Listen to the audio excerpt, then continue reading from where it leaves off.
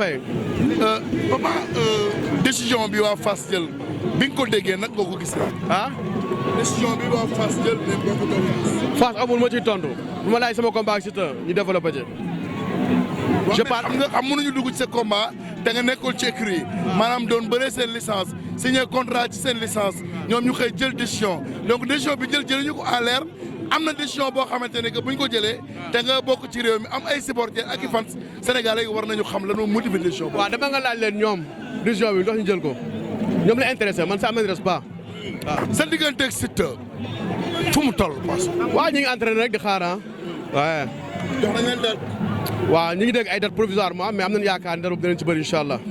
may champion bu mel ni Siteu chance par rapport ak fi nga jógee est-ce que wóor na par rapport ak topp sa carrière. non kenn maye ko chance si dafa prouvé ba ñu war a bëre ñu war a bëre point.